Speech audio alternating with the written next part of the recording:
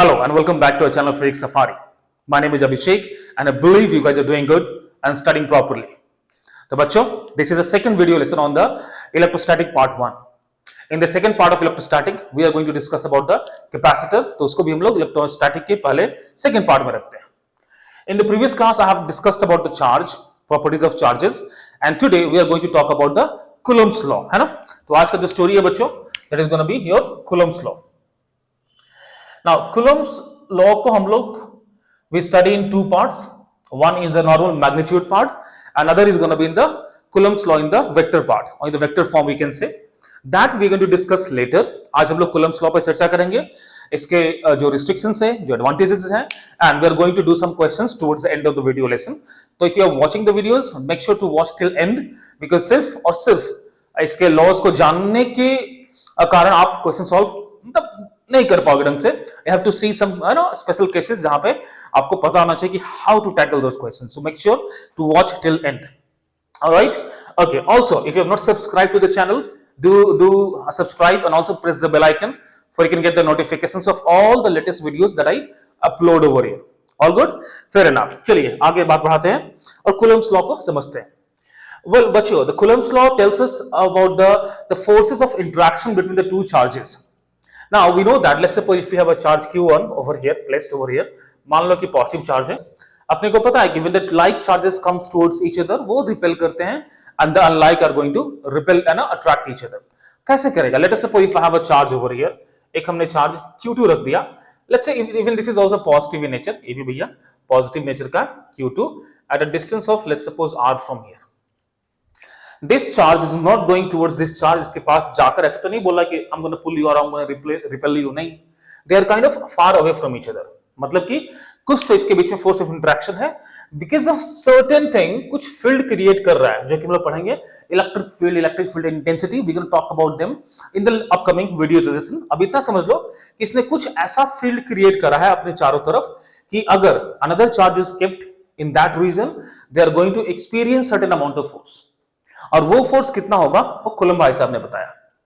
Moreover this is a practical outcome, एक practical law है, it is not a theoretical law. तो बच्चों इसका कोई प्रूफ नहीं है, there is no proof of Coulomb's law because he has observed all these things by practical methods. जिसका कोई प्रूफ नहीं है. And what he has observed, let us say that if both of them are positive charges, we know that there gonna be a force on charge 2 due to charge 1 in this direction because they are going to repel each other. And he found that this force of interaction F, let's say, is proportional to the product of the charges. इसका जो magnitude जितना ज्यादा होगा force उतना ही ज्यादा होगा. Also he has observed that force is inversely proportional to the square of the distance between them. इन दोनों के बीच का जो डिस्टेंस है उसका स्क्वायर के इनवर्स के प्रोपोर्शंस होता है the force. It means if you increase the distance r, आपका force of interaction is going to decrease, and if you decrease the distance r, the force of interaction is going to increase, वो ज्यादा होगा. So that is what he had observed. And when he combined both of these observation, he got to see that force is proportional to q1 q2 upon r square. And now to remove the sign of proportionality, he has used the constant of proportionality जिसको बोलते हैं k, and then finally he has got something like this. And this is called the Coulomb's force. ये हमारा Coulombian force, Coulomb's force, electrostatic force. आपकी मर्जी, आप जो चाहे इसको बोल सकते हो. ठीक है? तो then what is the value of k sir? यहाँ पे k का वैल्यू क्या है? तो उन्होंने बताया कि भैया k का जो वैल्यू है, let me write here. The value of k is given as 1 upon 4 pi epsilon naught. अच्छी बात है. 4 and pi are familiar to you, but this epsilon naught is kind of new to you. तो पहले जान लो बच्चे इसको बोलते क्या है. Epsilon naught is called as permittivity of free space. इसको बोलते हैं permittivity of free space और vacuum. आपकी मर्जी, आप free space बोलिए, vacuum बोलिए. इसको डिटेल में और समझेंगे, बट फिलहाल के लिए आप इतना समझो. This is like the allowance given to the electric field to pass through that medium. वो कितना उसको अलाउ करता है उसको बोलते हैं permittivity. For example, if you're walking on the ground, आप easily walk कर पाते हो, right? बट समझ लो कि अगर अगेंस्ट यू एक काफी स्ट्रॉन्ग विंड फ्लो हो रहा है and then you have to go against the wind, you will have to apply more sort of force. तो आपको रेजिस्टेंस ऑफर हो रहा है बाय द विंड. समझ रहे हो?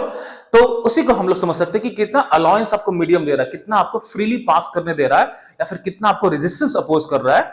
That is the property of that particular medium, और उसी को डिफाइन करने के लिए बच्चों हम लोग e naught, that is the permittivity of free space का यूज करते हैं। आगे चलकर हम लोग देखेंगे कि permittivity depends upon the medium, और रिलेटिव परमिटिविटी का भी हम लोग कॉन्सेप्ट लेकर आएंगे और उसको आप समझोगे, है ना। एनीवेज, तो हमको समझ में आ गया कि भैया इतना होता है, और ई नॉट का जो वैल्यू होता है बच्चों 8.85 times 10 to the power of -12, ये इसका वैल्यू होता है। If you substitute this value over here, यहां पे वैल्यू पुट करोगे, then you will get the value of k, और k का वैल्यू आता है 9 times 10 to the power of 9। आप इसको दिमाग में रखना, ठीक है जी। Now so this is a bit about the Coulomb's law, ये हमारा कूलम्ब्स लॉ हो गया। अब कूलम्ब्स लॉ के कुछ रिस्ट्रिक्शंस है, it is having certain sort of restrictions. इसे कुछ एक डिफाइंड सेट में ही यूज होता है। तो रिस्ट्रिक्शन क्या है कि पहला आप समझ लो, आप जिसका रिस्ट्रिक्शंस है, it is applicable only on the point charges, applicable only on point charges. अगर पॉइंट चार्ज है बच्चों, तभी जाके लॉ जो है वो एप्लीकेबल है। Coulomb's law is applicable only for the point charges. अच्छी बात है। It means what are the point charges that we have, जहां पे अप्लाई हो सके। अगर मैं बोलूं कि इलेक्ट्रॉन, अगर मैं बोलूं कि मेरे पास एक इलेक्ट्रॉन है, can I consider electron as a point charge? Can I consider electron as a point charge? नहीं, इलेक्ट्रॉन पॉइंट चार्ज नहीं है बच्चों। So electron is not a point charge, point charge नहीं है, not a point charge. It means हम इसको apply नहीं कर सकते हैं, which means हम Coulomb's law को इलेक्ट्रॉन पे अप्लाई नहीं कर सकते। That means if I say, if I have one electron over here and one electron over here, you know, so will I be able to apply the Coulomb's law here? No. तो Coulomb's law इसको apply कर नहीं सकते। Then why do we study Coulomb's law? क्योंकि Coulomb's law a point एक क्या है? Point is a I would say it's a theoretical point, एक थियोरेटिकल कॉन्सेप्ट है। रियल लाइफ में आप देखो तो पॉइंट एग्जिस्ट नहीं करता, एक थियोरेटिकल है। दिस इज, अगर पॉइंट का डेफिनेशन समझोगे, you will be surprised to know that this is a one when the sharp pencil touches the paper for one single time, that is what we call as a point, and it is a moreover it is a dimensionless quantity। और अगर dimensionless quantity है तो क्या practically exist कर सकता है क्या? नहीं। Something which does not have dimension वो एग्जिस्ट कैसे करेगा? आप बात को थोड़ा समझो। It means point charge reality में पॉसिबल नहीं है, and if it is not possible and the Coulomb's law is applicable only for the point charge, then what's the point of studying the Coulomb's law? क्योंकि तो applicable ही नहीं है, तो हम क्यों पढ़ते हैं? तो इसका आप बात समझो कि हमारे जो स्टडी सिस्टम हमारे पास जो 12th में पढ़ना है, उसमें पॉइंट चार्ज तो नहीं है भैया, but there are two bodies, two shapes ऐसे हैं which behaves like a point charge due to certain similarities। अब मैं आपको समझाता हूं कि Coulomb's law कहां-कहां एप्लीकेबल है। तो आप समझ लो, ऐसे दो हमारे पास शेप्स हैं which would behave और which would be representing a point charge, उसको एक रिप्रेजेंटेशन कर सकता है। एक हो गया हमारा hollow conducting sphere और hollow sphere, this hollow sphere, और एक हो गया बच्चों solid sphere, solid sphere। These two could be treated as a point charge। कैसे? ध्यान से देखना। Let us suppose, अगर मैं यहां पे देखूं एक hollow conducting sphere है and it has a charge symmetrically, यहां पे symmetrically है। तो पहला टर्म जो बहुत इंपॉर्टेंट है आपको, hollow sphere हो, solid sphere हो, और charge has to be symmetrically distributed, है ना। charge distribution is symmetrical, charge distribution is symmetrical. बहुत इंपॉर्टेंट बातें हैं, आपको सब थोड़ी छोटी बातें पता होना चाहिए ना, क्योंकि ऐसे बातें टेस्ट कर दिया जाएगा ना। तो charge distribution is symmetrical, obviously we know that this is going to produce some electric field. इस तरफ से बाहर की तरफ लाएगा ना, there gonna be some electric field produce बच्चों, आउटवर्ड है ना, ऐसे प्रोड्यूस होगा, राइट? ठीक है जी।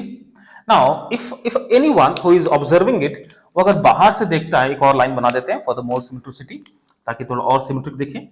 For a person, let's suppose एक इंसान है, वो यहां से ऑब्जर्व कर रहा है इसको, एक इंसान है उसको यहां से देख रहा है। तो for him he will feel that these lines of field are coming from one single point which would be the center of the sphere। इसको ऐसा लगेगा कि ये लाइंस स्फीयर के बाहर से नहीं आ रहा है, इस पॉइंट से ही ओरिजिनेट हो रहा है। which means this sphere for this observer could be treated, would behave or will be observed like a point charge। That is the reason why हमारा Coulomb's law एक स्फीयर में, एक hollow sphere में applicable होता है। and similarly this is also applicable for the solid sphere। वही same case यहाँ पे भी होता है।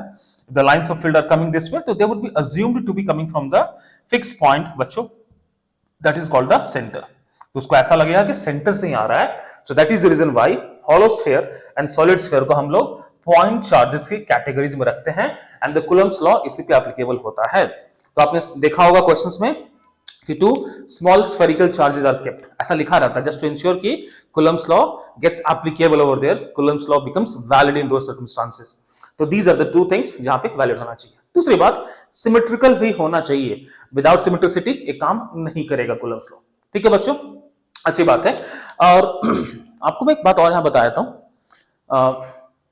The value of the K that we look into this, ये हमारा एसआई यूनिट में होता है. This is in the SI unit, in SI unit. But अगर in CGS unit, in CGS unit बहुत ध्यान से सुनना इसको, the value of K would be taken as 1. ये बहुत इंपॉर्टेंट बात है, एक कभी कभी टेस्ट कर दिया जाता है. इन सीजीएस यूनिट में हम लोग के का जो वैल्यू डालते हैं बच्चों वो 1 होता है, और एसआई में 9 times 10 to the power of 9 होता है. ये दोनों बातें आपको जानना बहुत जरूरी है. ठीक है, चलिए इतना तो हम समझ लिया. दूसरा जो कंस्ट्रेंट है, the second constraint what we have on the Coulomb's law is the distance between the these two charges. अगर ए डिस्टेंस होना चाहिए, उस पर भी थोड़ा हम समझते हैं. चलो देखते हैं इसको ना. तो एक तो तरीका ये हो गया कि these are the treated as a point charge, ये हमारा पॉइंट चार्ज होता है. ठीक है, और दूसरा कैसे बच्चों, इधर ही मैं लिख दूं या फिर चलो हटाओ इसको, इधर लिख लेते हैं ना. द सेकंड थिंग है, the second thing how to approximate the charges to be point charges. दूसरा तरीका समझो आप कैसे आप उसको कर सकते हैं ना. अगर मान लो कि for example if you look at planet Earth from the sun, आपको ना प्लैनेट अर्थ एक छोटा सा बिंदु पॉइंट की तरह दिखेगा, हमें भी दिख ही नहीं सकता है. हम लोग sun which is so huge, when we look at the sun from here, एक हमको डिस्क की तरह दिख रहा होता है, right. So when the distance between the two charges, अगर मान लो एक चार्ज बहुत ज्यादा बड़ा है, बहुत बहुत बहुत बहुत ज्यादा बड़ा है, आप ऐसा समझ लो है ना, और एक चार्ज छोटा है, और इसके बीच का जो डिस्टेंस वो इनफाइनाइट है, और मे बी अगर ये बड़ा नहीं भी है, even if it is not bigger, that's okay. If this two charges we have, if the distance between them, let's suppose this is r, when r tends to infinity, अगर distance बहुत बड़ा हो जाएगा, let us suppose this is q1 and this is q2, then q2 would appear as a point charge, क्योंकि distance बहुत है, ज्यादा बहुत ज्यादा है, तो आपको q2 ना इसके रिस्पेक्ट में पॉइंट चार्ज की तरह दिखेगा, and then the Coulomb's law will be applicable. But अगर वो डिस्टेंस इन्फिनिटी नहीं है, then those two bodies has to be either spherical, solid और हॉलो, तभी जाके कूलम्स लॉ आप अप्लाई कर सकते हो. आई बिलीव आपको छोटी छोटी बातें समझ में आ गई होगी. अब थोड़ा बात को आगे बढ़ाते हैं बच्चों, और देखते हैं कि how can we find the value of the force, और क्या क्या फोर्सेस पे इंपैक्ट कर सकता है the presence of another charge, है ना. थोड़ा और देखते हैं. तो आई बिलीव आपको बात समझ में आ गई होगी कि कूलम्स लॉ हम लोग कहां पे यूज करते हैं, what are the constraint for the Coulomb's law to be applied. अगर वो ना हो तो कूलम्स लॉ हम लोग अप्लाई नहीं कर सकते हैं प्यारे बच्चों. I believe that part is clear to you. अच्छा, थोड़ा और समझते हैं इसके बारे में. Let's say if I have a charge, एक q1 यहां पे, and if I have another charge let's say q2 over here, let's say both are positive और दोनों स्फेरिकल है, उन दोनों के बीच का डिस्टेंस r है बच्चों. All good. So the force on q1 due to q2 वो ऐसा दिखेगा. अच्छा, एक बात आप समझ लो, इसको writing representation F12, it means force on charge 1 due to Q2 और ड्यू टू चार्ज 2. ये थोड़ी सी बात आप समझ लेना. और F2 होगा तो force on the 2 because of charge 1. एक नोटेशन है. तो this is gonna be what, force on 1 due to 2. ठीक है जी. So the value of force on 1 due to 2 could be given as K Q1 Q2 upon r square. So that is the force on this thing. अच्छी बात है sir, ठीक है. So that is the force of interaction between the charges Q1 and Q2, and that is acting upon this. ये जो force होगा ना बच्चों, that will always act along the line joining the charges. तो बहुत important point है. Force always acts along the line joining the charges. Along the line joining the charges बच्चों, joining the charges.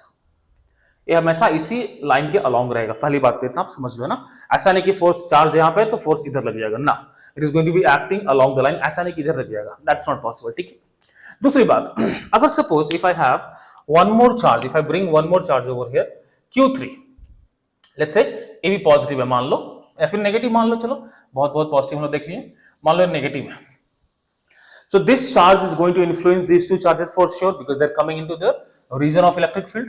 तो ध्यान से देखना बच्चों, अगर if I join this टिक टिक टिक टिक टिक, इसके बीच का भी डिस्टेंस r रख लो, ठीक है. Now there's going to be a force of attraction on Q1 due to Q3 and that should act along the line joining. So let's suppose that is a force on 1 due to 3. If I want to find the net force on Q1, if I want to find the net force on Q1, then that is going to be the vector sum of these two forces. Because force is a vector quantity and that is called the principle of superposition, my dear kids. और दूसरी important बात, because of the presence of this charge Q3, will F12 get impacted? मतलब कि इसकी presence के कारण क्या ये फोर्स पे कुछ असर पड़ेगा? Will it be impacted? Answer is no. That means the force of interaction between the two charges is unaffected or unaffected by the presence or absence of the third or any number of charges. दो charge के बीच का आपस का जो force of interaction है वो किसी तीसरे चार्ज के प्रेजेंस या ना होने पे कोई भी फर्क नहीं पड़ता है. बहुत बहुत इंपॉर्टेंट पॉइंट है. And which means we have one more property, the force of interaction. बहुत इंपॉर्टेंट बात है बच्चों, इसको लिख लो. Force of interaction, force of interaction between two charges is independent of presence or absence of any other charge. Presence or absence of another charge. कोई फर्क नहीं पड़ता है कि दूसरा चार्ज है कि नहीं. ये इंसानी रिश्तों की तरह नहीं होता है ना. This is not like human nature की अगर एक दो फ्रेंड्स हैं, तीसरा फ्रेंड आ गया तो इन दोनों के बीच का दोस्ती थोड़ा सा कम हो जाएगा या ज्यादा हो जाएगा, ऐसा कोई बात नहीं है. Over here if I have the two charges, इनके बीच का जो फोर्स ऑफ इंटरेक्शन होगा वो इसके प्रेजेंस और एब्सेंस से कोई फर्क नहीं पड़ता है. And the resultant force, net force acting upon this somewhere is gonna be in this direction, right. ऐसा कुछ होगा, इस तरफ होगा. That is your net force my dear kids. So third है, that is called principle of superposition. Principle of superposition. Superposition. That means the net force on the charge would be the vector sum of all the forces acting upon that, which means that net force is going to be equals to vector sum of all the forces acting on that charge, है ना, on that charge. आप उसको स्केलरली add मत करना. It has to be the vector sum of all the forces acting upon that charge. सबके vector sum के बराबर net force होगा और अभी हम लोग वही सीखने वाले हैं बच्चों. आई बिलीव आपको सारे पॉइंट्स क्लैरिटी हो गया होगा कि the force always acts along the line joining them, ठीक है. Now the force of interaction between two charges is independent of presence और absence of the another charge. दूसरी बात. तीसरी बात, the net force is gonna be the vector sum of all the forces. अगर किसी charge पे force निकालना आपको तो सारे के सारे चार्जेस के कारण आप उसके इंडिविजुअल फोर्सेस को फिगर आउट कर लो and then find the vector sum. कहानी खत्म हो जाएगा, ठीक है बच्चों. Okay, let us do couple of questions based upon this और हम कहानी को थोड़ा आगे बढ़ाएंगे. और इन सारे पॉइंट्स को आप नोट कर लो एक जगह पे, आपको काम आएगा, है ना. और बिल्कुल बिल्कुल क्लियर होना चाहिए क्योंकि छोटे मोटे क्वेश्चन जब कभी आते हैं तो बन जाते हैं, but when you get the complex question ना तो आपको थोड़ा सा इन बेसिक फंडामेंटल्स बातों को दिमाग में रखने की जरूरत है, और else you will be stuck because they will try to twist and make lot of complications in the questions. Anyways, एक छोटा सा क्वेश्चन देखते हैं. ट्रायंगल से स्टार्ट करते हैं बच्चों. Let us start with the triangular question. मान लो बच्चों कि if I have equilateral triangle and the charges are kept on the vertices of this triangle. Let's suppose कि हमने एक क्यू यहां पर रख दिया, ऑल आर पॉजिटिव चार्जेस, और let the length of the side be a. This is an equilateral triangle. If I ask you find the force on this charge, find the force on this charge. मान लो इसको A है, this is your B and this is your बच्चों C. Find the force on the charge kept at A. Find, question could be find the net force on charge Q at vertex A. I think it's coming in the camera ना बच्चों, मेरे को देख लूं. Yes, it is coming properly. Very good. So find the force on the charge Q kept at A. आपको ये solve करना है. चलिए ट्राई करो, तो ट्राई करो या फिर साथ में करते हैं. पहला क्वेश्चन है, आप ऐसे समझो इस बात को, है ना. इस चार्ज पे there gonna be a force of interaction because of this charge, also there gonna be a force of interaction because of this charge. तो इस पे नेट फोर्स जो निकालना होगा that is gonna be the vector sum of the forces by this charge and this charge, so that is going to be the net force बच्चों। we also know that force always acts along the line joining the charges, तो इसके कारण force देखोगे तो वो लगेगा आपका repulsive इस तरफ, मान लो क्या उधर ही लगेगा, because of this that is going to act along this way। now that all the charges are of equal magnitude, distance भी इक्वल है, तो दोनों फोर्स का मैग्नीट्यूड सेम होगा, तो इसको भी मैं F लिख सकता हूं, कोई बुरी बात नहीं है।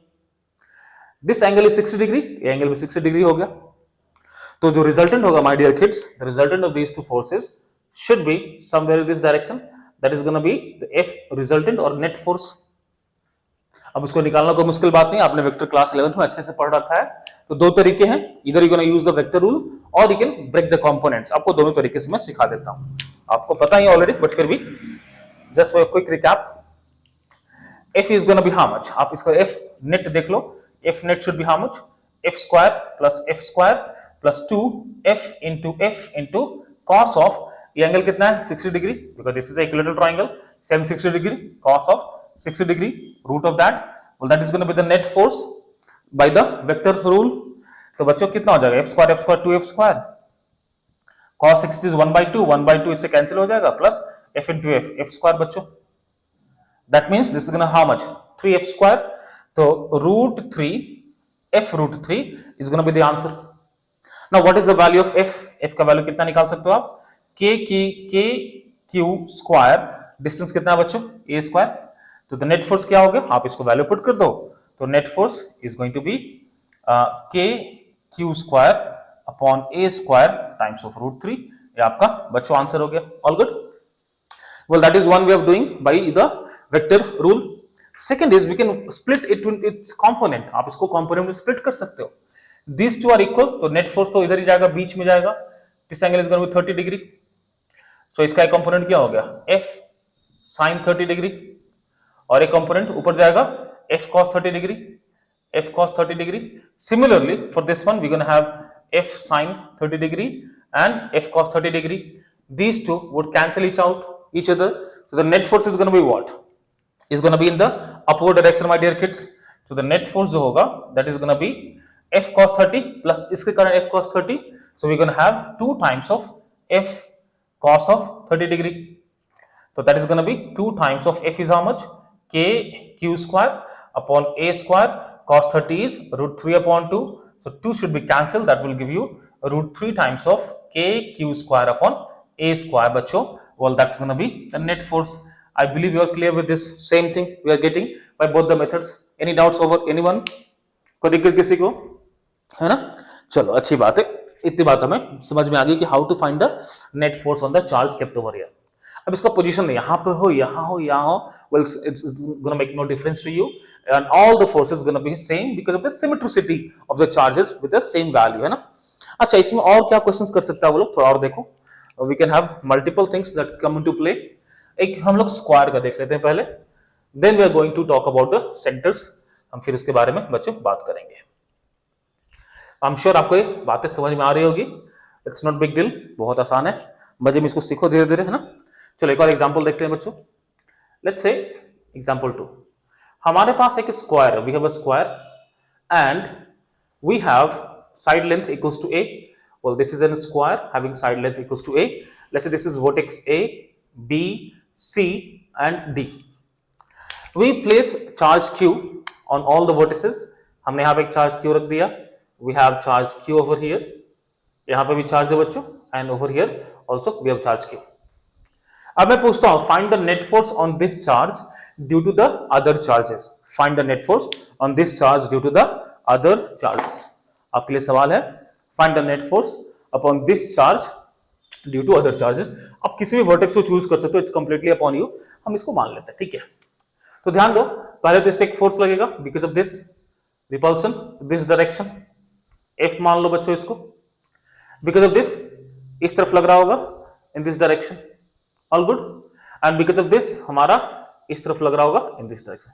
चलो इसको एक ट्राई करो like the way we have done it, फिर हम लोग आगे इसको करते हैं, पॉज द वीडियो और ट्राई करो इसको। आई बिलीव आपने इसको ट्राई कर लिया होगा बच्चों। देखते हैं, है ना। तो एक तो फोर्स रहेगा इसके कारण, और same force will be this, दोनों का डिस्टेंस सेम है, right, that's not gonna be different forces. But yes, over here if you want to find the force on a due to c, we have to calculate this distance, और आपको पता है this is a, this is a, this is gonna be root 2 times of a, my dear kids. All good. तो let us suppose this is force 1. Now, if you understand that these two forces will also have a resultant in this direction, because this angle is 45 degree, this angle is 45 degree, and these two forces are equal, so this angle also has to be 45 degree, और इन दोनों का एक resultant भी होगा इस तरह बच्चों, be careful with this. तो let's suppose resultant of this F and this F is, let's suppose F dash, मान लो, that is F dash, that is the resultant of this force, and this force is F dash, and this F1 is because of this charge Q at C. So the net force at charge A, the F net should be what? F1 plus the resultant of these two forces, which is F dash बच्चों. And now we can easily calculate the value of F1 and F dash. That's not a big deal. F should be how much? K cube square. अगर मैं F, अगर इसको देखो ना, F को निकाल लो यहाँ पे साइड में पहले. F should be how much? K Q square upon A square, because this length is A. Now F dash is what? F dash is the resultant of these two forces, and we know they are at right angle, तो कितना हो जाएगा? F square plus F square, right, under root, which is going to be root 2F. So this is going to be this F dash, I'm talking about root 2 times of F. Let us talk about this F1, because of this, you know, that is going to be how much? अगर हम देख लें F1, that should be K cube square, the distance is root 2 times of A. If I square that, I should be getting 2A square, and if you compare these two, well, that is nothing but F upon 2. F1 could be written as F upon this 2. That's going to be F upon 2. All good bachcho? Let us put it here. So that's going to be F upon 2 plus this. Well, that is going to be the net force over here acting upon the charge Q at A, because of the charges at B, C and D. Let us take F common. You should be having what? 1 upon 2 plus root 2. And that should be, my dear kids, it's going to be 2 times of root 2 plus 1 upon 2 is going to be the net force on the charge at A due to the other charges. This is how we find. और इन values को आप कुछ हद तक याद भी कर सकते हो, ताकि आप जल्दी से काम कर लो। ठीक है जी। इसमें दो फॉर्मेट आपको मैं और बताता हूँ। Let me use the same diagram. मैं इस पे और भी एक आपको थोड़ा समझा देता हूँ। आइयो, ये भी क्या हो ना, ये भी गो, हटाओ इसको, चलो। Now let us see one more variation, my dear kids, and this time the charges will not be kept on the vertices. Instead we're gonna keep it at the center, geometrical center पे हम charge को place करेंगे। तो let's suppose हमारा एक charge हो गया ऐसे ना, this is your BC, इसको A था, A is already given, we have a charge Q over here. Let us say that I place another charge at the centroid of the triangle. इसके centroid पर रख दो, this is your centroid, है ना, and I place a charge, let's suppose capital Q over here. एक हमने capital Q charge is placed at the centroid. So capital Q is placed at the centroid, at the centroid. हमने centroid पे रख दिया, ठीक है जी। You have to find the net force on this charge. You have to find the net force on this charge. Q is placed on the centroid. Find the net force. Find net force upon Q on capital Q. ये आपका question हो सकता है, ठीक है। अब एक बात को समझ लो कि how to find the length of the centroid, इसका तरीके सीख लो आप और इसको याद कर सकते हो। If it is a, this is a और this is also a, you should know that the centroid divides this median. What is centroid? It's a point of intersection of the medians in the right angle, in equilateral triangle the median becomes perpendicular. Altitude भी इसको बोल सकते हो। Well this divides in the ratio of 2:1। आप note लिख लो, G which is centroid divides the median in the ratio 2:1। एक तरीका तो इससे हम लोग निकाल सकते हैं। अब ध्यान से देखना, ये लेंथ कितना है बच्चों? This length is a/2, this is a। तो जो मीडियन होगा ना बच्चों, मीडियन मैं इसको इधर ड्रॉ करता हूं, मीडियन इज गोना बी, इसका लेंथ जो होगा दैट इज √3a/2। याद रखना इस बात को, this is gonna be √3a/2। Okay, now we have to find this length. अगर आप इसको a मान लेते हो तो AG निकालना है मेरे को, this is AG। AG should be how much? AG should be, it's dividing in the ratio of 2:1, तो AG should be 2/3 times of this entire median which is √3 a upon 2 my dear kids.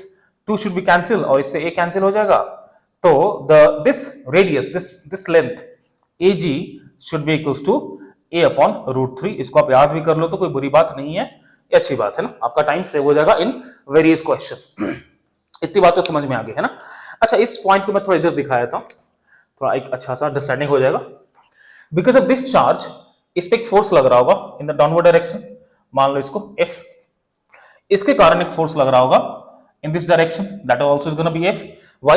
Because the value of Q is same and the value of these distances are also same, so the force is going to be same. जैसे कि इस पे एक force लग रहा होगा, इस तरफ लग रहा होगा, because of this a force is acting in this direction.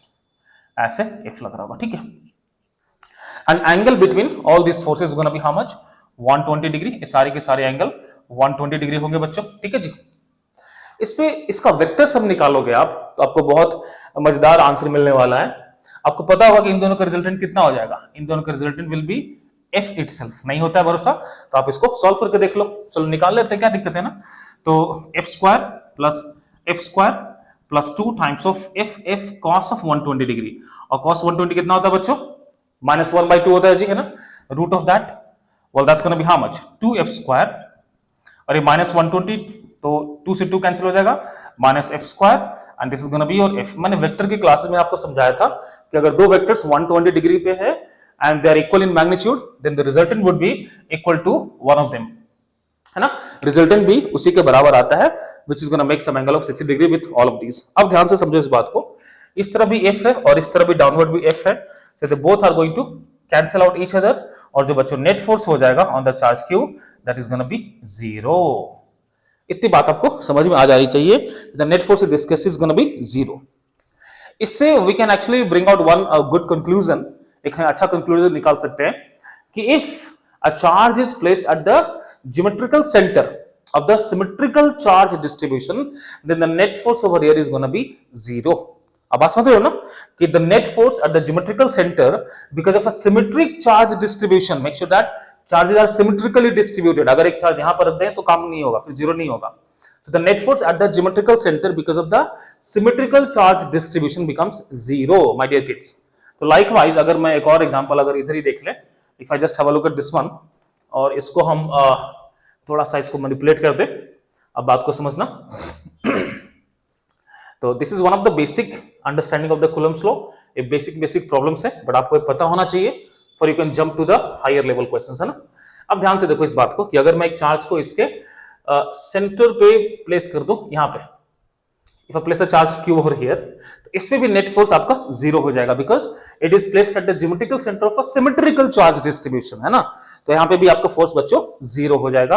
आपको सॉल्व करने का जरूरत नहीं है, आप चाहो तो सॉल्व कर सकते हो, कोई दिक्कत नहीं. आप देख लो इसके कारण अगर पॉजिटिव मान लेते हैं, एक रिपल्सिव फोर्स होगा. Because of this repulsive, they are going to be equal, so they will cancel each out. Similarly, यहाँ पे इसके कारण एक repulsive force होगा, इसके कारण एक repulsive होगा, and they are both going to be equal to cancel out each other. So the net is going to be 0. So we can conclude that net force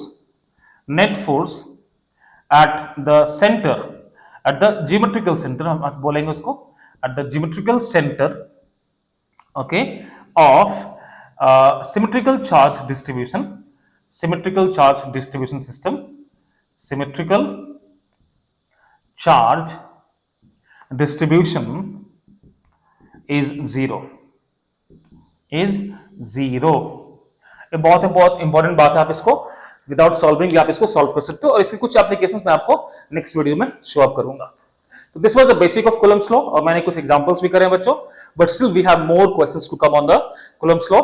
काफी ज्यादा क्वेश्चन आपको मिलेंगे on the equilibrium of the charge in the equilibrium of the system, जो कि मैं आपको next video में करके दिखाऊंगा. ठीक है बच्चों, that's all for this video lesson. I am gonna see you in the next video. Till then keep studying and keep learning, and if you like the way I teach, do like, share and subscribe, and also press the bell icon to get the latest notification of all the latest updates. All good, मिलते हैं नेक्स्ट video में. Take care, bye everyone.